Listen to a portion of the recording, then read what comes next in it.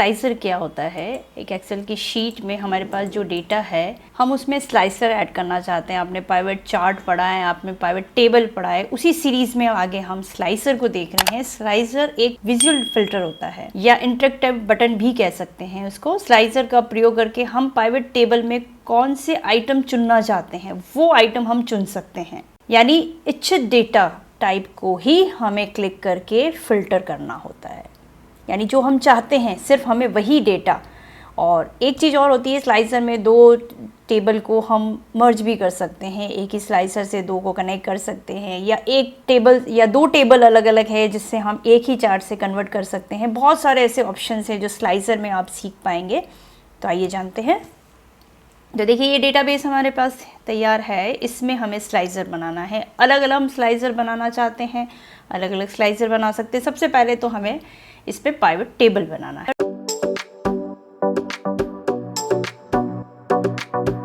में जाना है pivot table, from pivot table range और न्यू वर्कशीट का ऑप्शन हम ले लेते हैं, देन ओके कर देते हैं। ये हमारी पाइवट टेबल इंसर्ट हो जाती है। अब हमें पाइवट टेबल के अंदर जिस रेंज को लेना है, जैसे हम मंथ लेना चाहते हैं हमने मंथ ले लिया, वो रो में आ गया। प्रोडक्ट लेना चाहते हैं प्रोडक्ट आ गए, सेल्स लेना चाहते हैं उसके साथ सेल्स आ गया, नेम लेना चाहते हैं नेम आ गया। ये जो फील्ड हम लेना चाहते हैं उसमें हमने फील्ड ले लिया। लेकिन हम इस तरीके से काम न करके हमें ये चाहिए कि हम अलग अलग एक टेबल बनाते हैं, पाइवट टेबल, और उस पाइवट टेबल के अकॉर्डिंग हम कुछ स्लाइसर इंसर्ट करते हैं।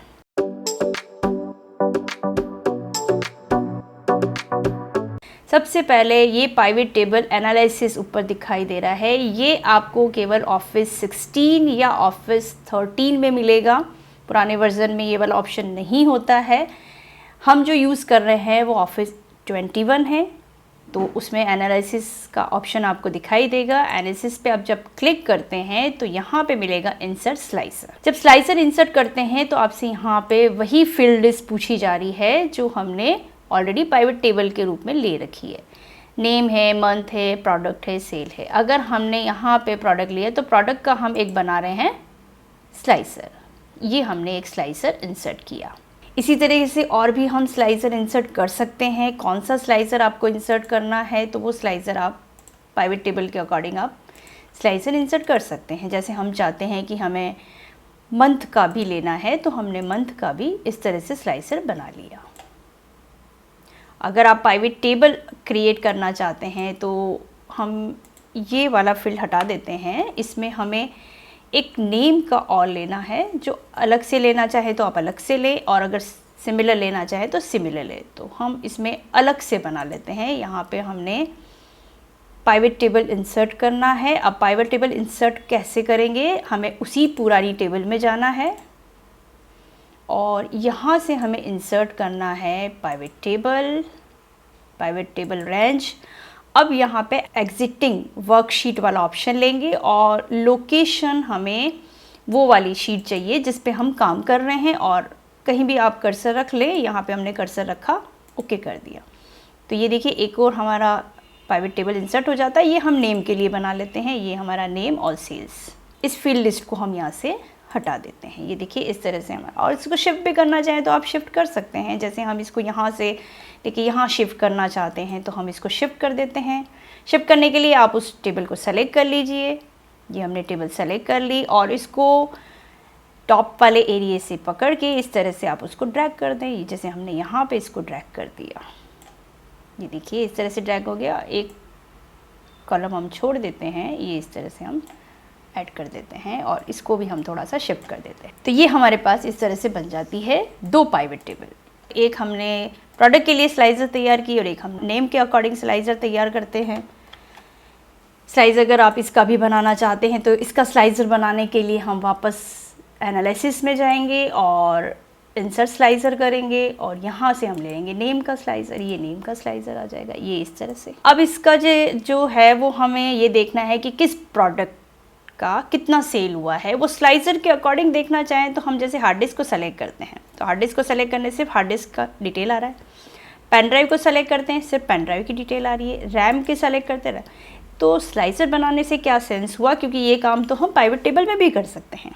तो आगे देखते हैं हम इस वीडियो में आप कंटिन्यू बने रहिए, आपको बहुत अच्छी इंटरेस्टिंग चीज़ पता चलेगी कि क्या हम स्लाइसर बनाना बेटर है या खाली पाइवट टेबल बना के ही हम सफिशिएंट है। लेकिन स्लाइसर बहुत इंपॉर्टेंट चीज़ होती है, क्योंकि स्लाइसर से हम अलग अलग चीज़ का स्लाइसर बना सकते हैं। उसमें हमें लिंक भी अगर किसी दूसरी टेबल का करना हो तो भी हम कर सकते हैं। तो कैसे कर रहे हैं वो देखते रहिए। अब हमें यहाँ पे ये जो ऑप्शन दे रखा है क्लियर फिल्टर, जो हमने फिल्टर वहाँ लगाया है उसको क्लियर करने के लिए क्लियर कर दिया है, क्लियर हो गया। एक यहाँ पे एक और चीज़ आपको पास में दे रखी है, मल्टी लेवल लिस्ट होती है, यानी मल्टी सेलेक्ट आप कर सकते हैं। इस ऑप्शन से जैसे हमने एक सेलेक्ट किया तो खाली CD सेलेक्ट होता है, हार्ड डिस्क सेलेक्ट करते हैं केवल हार्ड डिस्क सेलेक्ट होता है, पेन ड्राइव सेलेक्ट केवल पेन ड्राइव सेलेक्ट होता है। तो ये सिंगल अगर हम सेलेक्ट करना चाहें तो इस ऑप्शन से हम सेलेक्ट करते हैं, खाली क्लिक करते हैं, सेलेक्ट हो जाता है और क्लियर फिल्टर कर देंगे तो क्लियर हो जाएगा। लेकिन मल्टी सेलेक्टेड अगर हम यूज़ करते हैं तो इसको हम ऑप्शन को सेलेक्ट करने के बाद जिस ऑप्शन पे हम क्लिक करते हैं वो चीज़ वहाँ से अनसेलेक्ट हो जाती है। देखिए यहाँ से CD नहीं दिख रही है, बाकी चारों पांचों ऑप्शन दिखाई दे रहे हैं, DVD, hard disk, pen drive, ये सब दिख रहे हैं। रैम को भी क्लिक करेंगे तो रैम भी नहीं दिखाई देगी, SMPS को क्लिक करेंगे SMPS भी, तो जो जिस पे हम क्लिक करते जा रहे हैं वो हाइड होता जा रहा है, यानी वो फिल्टर में नहीं दिख रहा है। और मल्टी सेलेक्ट अगर हम करते हैं तो इस तरह से सिलेक्शन होता है, क्लियर फिल्टर करेंगे तो वापस वो क्लियर हो जाएगा। ये स्लाइसर बनाया हमने नेम के अकॉर्डिंग, यानी किस पर्टिकुलर व्यक्ति ने क्या क्या कितनी सेल की है उस पर सेलेक्ट करेंगे। जैसे बबली पे सेलेक्ट किया, बबली ने कितना सेल किया, इतना किया, भावना ने कितना किया, इतना किया, चिन्मय ने कितना किया, इतना किया, इसको क्लियर फिल्टर कर दिया। और मल्टी सेलेक्टेड वाला ऑप्शन हम सेलेक्ट करके और फिर सेलेक्ट करते हैं तो जिसको हम सेलेक्ट कर रहे हैं वो वहाँ से हाइड होता जा रहा है। कुछ सेलेक्टेड लोगों को ही हम देखना चाह रहे हैं और कुछ को नहीं, तो जिनको नहीं देखना चाह रहे हैं उन पर क्लिक करते जाए तो वो उनमें से हाइड होते जाएंगे, बाकी की डिटेल आपको दिख जाएगी वहाँ। क्लियर फिल्टर करेंगे, क्लियर फिल्टर हो गया।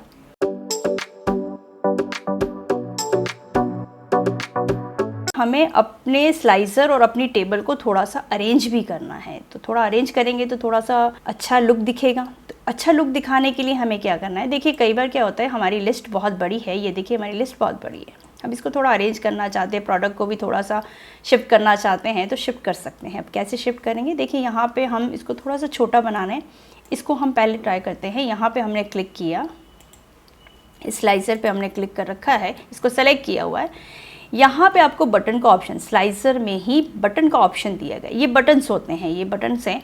अगर हम इन बटन्स को कम ज़्यादा करते हैं, ये कॉलम को कम ज़्यादा करते हैं, देखिए हमने 3 कॉलम 4 कॉलम बनाए, इसको हम थोड़ा सा शिफ्ट कर देते हैं इधर।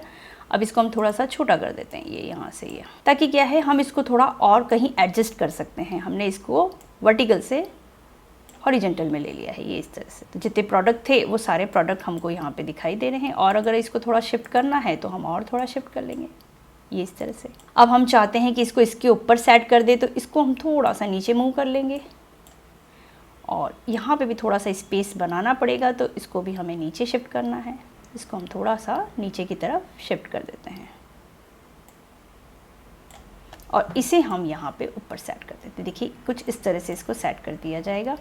ये देखिए हमारा सारा डिटेल हमारा यहाँ पे पता चल रहा है, क्या क्या है, कौन कौन से फील्ड्स हैं, वो सारी चीज़ें। और इसको चाहें तो आप इसको यहाँ पे इस तरह से भी अरेंज कर सकते हैं, और इसमें भी अगर आप नाम डिटेल वगैरह थोड़ा सा कम ज़्यादा करना चाहें तो वो भी कर सकते हैं। इसमें हमें स्लाइसर में जाके इसमें नंबर ऑफ़ कॉलम कितने रखने हैं वो हम रख लेंगे। इसको थोड़ा सा और अगर हम चाहते हैं उस हिसाब से सेट कर लेंगे। अगर हमें नाम पढ़ने में थोड़ी सी परेशानी होती है तो हम 2 कॉलम भी बना सकते हैं, ये कुछ इस तरह से। फिर इसको थोड़ा सा हमें क्या करना है, छोटा कर देना है, ये इस तरह से। ये देखिए स्लाइसर इस तरह से सेट किए जा सकते हैं। जो आपकी टेबल बनी हुई है उस टेबल पे आप स्लाइसर कैसे सेट करते हैं तो थोड़ा सा लुक आप उसका थोड़ा चेंज भी कर सकते हैं। स्लाइसर का लिंक बनाना हो कि कैसे हम लिंक बनाते हैं, या देखिए उससे पहले एक चीज़ हम और बताना चाहते हैं कि अगर कोई टेबल किसी की टेबल के ऊपर शिफ्ट हो जाती है, कोई स्लाइसर किसी के ऊपर आ जाता है, तो उसको पीछे या आगे पीछे कैसे शिफ्ट किया जाता है। तो स्लाइसर में ही आपको ब्रिंग फॉरवर्ड और सेंड बैकवर्ड का ऑप्शन मिलेगा। जैसे हमने एक टेबल इसकी स्लाइसर की और बना दी, इस तरह से कंट्रोल डी करके हमने कॉपी बना दी। अगर हम चाहते हैं कि पीछे वाली टेबल को हमें आगे लाना है तो फॉरवर्ड कर देंगे, इस तरह से फॉरवर्ड हो जाएगी। पीछे वाली को टेबल को सेलेक्ट किया और इसको हमें स्लाइसर को आगे लाना है तो हम आगे ले आ सकते हैं, और इस तरह से कहीं भी शिफ्ट कर सकते हैं। अच्छा, इसको पीछे ले जाना है, सेंड बैकवर्ड करेंगे, पीछे चली जाएगी, ये पीछे चली गई, देखिए इस तरह से पीछे चली गई वो। और अभी हमें इसकी रिक्वायरमेंट नहीं, तो हम इसलिए डिलीट कर देते हैं। मुझे सिर्फ आपको ऑप्शन बताना था कि सेंड बैकवर्ड और फॉरवर्ड से हम उस किसी भी स्लाइसर को या किसी भी टेबल को आगे या पीछे शिफ्ट कर सकते हैं।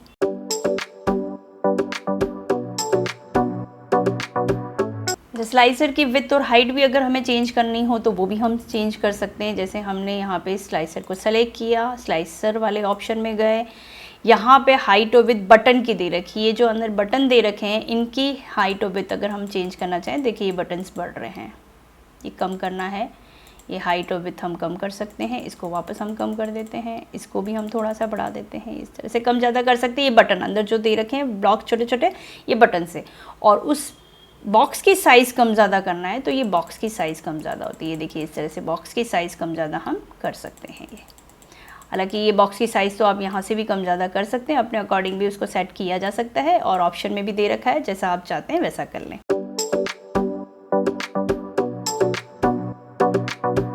इसके अलावा दो चार्ट व टेबल को एक ही स्लाइसर से लिंक करना हो तो सबसे पहले हमें चार्ट बनाना पड़ेगा। चार्ट बनाने के लिए हमें इसका चार्ट बनाते हैं जो प्रोडक्ट के लिए है, तो इंसर्ट में जाके यहाँ से हमें लेना है पाइवट चार्ट। ये हमने चार्ट बनाया। ये चार्ट आप बना सकते हैं किसी भी टाइप का, कोई अभी हम कॉलम वाला चार्ट बनाते हैं, ये कॉलम चार्ट बन गया। अब ये चार्ट जो है वो इससे रिलेटेड है। अगर हम इसमें कुछ चेंजेस करते हैं तो इसमें ऑटोमेटिकली चेंज होगा। हम हार्ड डिस्क पे सेलेक्ट करते हैं, या इसका स्लाइसर जो बनाया हुआ है, इसका स्लाइसर ये है, हमने डीवीडी को सेलेक्ट किया, तो डीवीडी को सेलेक्ट करने के बाद अच्छा हमें मल्टी रेंज को हटा लेना है। ये क्लियर फिल्टर करते हैं, मल्टी रेंज को भी हटा लेंगे। अब हम करेंगे डीवीडी सेलेक्ट, तो खाली डीवीडी सेलेक्ट हुआ। यहाँ पे भी आपको इस रेंज में डीवीडी की ही सेल दिख रही है, और यहाँ पे भी आपको चार्ट में डीवीडी की ही सेल दिखाई दे रही है। कितनी है वो आपको यहाँ पे इस चार्ट में बताया जा रहा है। 4000 से ऊपर है तो देखिए यहाँ पे भी 4000 से ऊपर आपको दिखाई दे रहा है। कर्सर रखेंगे तो 4347 यहाँ भी दिख रहा है, 4347 आपको यहाँ भी दिख रहा है। हार्ड डिस्क की सेलेक्ट करेंगे तो हार्ड डिस्क की आ जाएगी। एक साथ अगर हमें दो देखनी हो तो इसको क्लियर फिल्टर करने के बाद मल्टी लिस्ट सेलेक्ट कर लेंगे, और डीवीडी और सीडी दोनों को हम हाइड कर देते हैं। अब हमें हार्ड डिस्क, पेन ड्राइव और एसएमपीएस और रैम की पता चल रही, तो ये 4 प्रोडक्ट दिख रहे हैं। और भी किसी को हाइड करना है, हार्ड डिस्क को भी हाइड कर दिया, पेन ड्राइव, रैम और एसएमपीएस की पता चल रही है, देखिए यहाँ पे। लेकिन हम चाहते हैं कि एक टेबल का लिंक हम दूसरी टेबल के साथ, एक चार्ट का लिंक हम दूसरी स्लाइसर के साथ कैसे करें वो भी देख लेते हैं। तो उसके लिए देखिए सबसे पहले हमें एक और चार्ट इंसर्ट कर दिए। ये नेम वाला चार्ट है, हम इसको यहाँ से इसको तो डिलीट कर देते हैं। हमें नेम की अभी रिक्वायरमेंट नहीं, हम मंथ वाइज डेटा को चाहते हैं, तो इसी को हम कॉपी कर लेते हैं। यहाँ से हमने इसको सेलेक्ट किया, कॉपी किया, और यहीं पे हम इसको पेस्ट कर देते हैं। अब ये और ये दोनों एक ही है, लेकिन हमें यहाँ पे प्रोडक्ट हमने ले रखा है, मंथ लेने हैं, तो मंथ वाइज डेटा हमें चाहिए। तो ध्यान से देखिएगा, डिज़ाइन टैब में जाना है, तो एनालिसिस टैब में जाना है। यहाँ पे दिखेगा आपको फील्ड लिस्ट का ऑप्शन। फील्ड लिस्ट में जाने के बाद आपको यहाँ पे प्रोडक्ट हटा के मंथ सेलेक्ट कर लेना है। तो देखिए मंथ आ जाते हैं। इस फील्ड लिस्ट की हमें अभी रिक्वायरमेंट नहीं है, हम इसको कैंसिल कर देते हैं। और ये देखिए हमारा ये जो चार्ट है दोनों से लिंक कर रहा है। जैसे हम यहाँ पे जनवरी सेलेक्ट करते हैं, अब हमारे इसके साथ हमें स्लाइसर भी बनाना है। अब स्लाइसर भी बनाना चाहते तो स्लाइसर भी हम उसी तरीके से बनाएंगे। एनालिसिस में जाएंगे और इंसर्ट स्लाइसर करेंगे। यहाँ पे हमने चूज़ कर लिया मंथ, ये आ गए हमारे पास मंथ का स्लाइसर। अब हम मंथ चूज़ करेंगे तो मंथ के अकॉर्डिंग आपको ये दिखाई देगा। ये देखिए अप्रैल मंथ चूज़ किया है तो खाली अप्रैल का डेटा दिख रहा है, मई का चूज़ किया मई का डेटा दिख रहा है। अब हमें इसको लिंक बनाना है कि ये चार्ट और ये चार्ट, ये स्लाइसर और ये स्लाइसर दोनों एक साथ अटैच हो जाए, लिंक हो जाए। उसको लिंक करने के लिए रिपोर्ट करेक्शन में जाएंगे। रिपोर्ट करेक्शन में आपको किस टेबल के साथ इसका लिंक बनाना है वो आप लिंक बना सकते। ये मुझे उस वाली टेबल का भी लिंक बनाना है, मैंने लिंक बना लिया। एक चार्ट हम इसके अकॉर्डिंग और बना लेते हैं, यानी जो हमने ये मंथ वाला लिया है, ये प्रोडक्ट का तो हमने चार्ट बना ही रखा है, एक हम मंथ का भी बना लेते हैं। इंसर्ट में जाएंगे, पाइवट चार्ट में जाएंगे, ये पाइवट चार्ट। अब यहाँ पे हम बना लेते हैं पाई चार्ट। ये हमारा पाई चार्ट इंसर्ट हो गया। ये देखिए इस तरह से। अब थोड़ा सा इसको अरेंज करना पड़ेगा। ये देखिए हम इसको अरेंज कर देते हैं। नेम की अभी हमें ज़रूरत नहीं है, हम नेम वाला हटा देते हैं। ये देखिए ये हमारा कुछ इस तरह से ये चार्ट और सब बन गया है। अब हम यहाँ पे जैसे अगस्त चूज़ करते हैं तो देखिए अगस्त का डेटा यहाँ पे भी दिख रहा है, यहाँ पे भी दिख रहा है, इस फील्ड पे भी दिखाई दे रहा है। यानी ये और ये दोनों लिंक हो चुके हैं। ये देखिए सितंबर का क्लिक करें तो दोनों में देखो मॉडिफाई हो रहा है, देखो एक साथ जनवरी का। अब जनवरी के अलावा हम इसको क्लियर कर देते हैं। इससे इसके अकॉर्डिंग चलते हैं, प्रोडक्ट के अकॉर्डिंग। तो हार्ड डिस्क सेलेक्ट किया, हार्ड डिस्क की डिटेल आ जाएगी भाई, मार्च में अप्रैल में कितना है। इसको मल्टी लिस्ट हटा देते हैं, उसको भी एक बार क्लियर कर देते हैं और सिर्फ सीडी की देखते हैं। देखिए सीडी का आ गया, खाली सीडी की डिटेल आ रही है। यहाँ पे भी सीडी की डिटेल दिख रही है। देखिए ये दोनों चार्ट एक दूसरे से लिंक हैं, ये दोनों पाइवट टेबल एक दूसरे से लिंक है। हम एक ही प्रोडक्ट सेलेक्ट करते हैं तो एक ही प्रोडक्ट का डिटेल दिखता है। ये हमने हटा दिया, क्लियर कर दिया।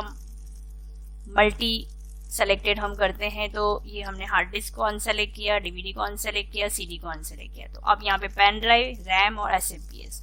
तो पेन ड्राइव, रैम और एसएमपीएस, तो वही सारी डिटेल आपको यहाँ पे भी मिल जाएगी। ये मार्च में कितना हुआ, अप्रैल में कितना हुआ, ये अब खाली हम एक ही प्रोडक्ट लेते हैं, इसको हम क्लियर कर देते हैं और सिर्फ यहाँ पे मल्टी सेलेक्ट को हटा देते हैं, पेन ड्राइव को लेते हैं। तो खाली पेन ड्राइव की डिटेल यहाँ पे भी आ रही है और यहाँ पे भी आ रही है। देखो फिर से देख लेते हैं। देखिए आप यहाँ और यहाँ दोनों का लिंक एक साथ देखिएगा। हम यहाँ पे मल्टी सेलेक्ट को हटा देते हैं। सितंबर, तो यहाँ पे भी सितंबर है। देखिए यहाँ पे मंथ दिख रहा है सितंबर, यहाँ पे भी सितंबर का ही दिख रहा है। प्रोडक्ट का है डीवीडी, हार्ड डिस्क और पेन ड्राइव, वो केवल आपका सितंबर मंथ का है। जून का लेना चाहें, ये जून का ऐड हो गया, ये जून का भी ऐड हो गया। ये आ गया फरवरी का। देखिए यहाँ पे फरवरी, ये फरवरी की ही डिटेल आ रही है सारी। ये फरवरी में सीडी, डीवीडी और पेन ड्राइव दोनों का लिंक हो गया है।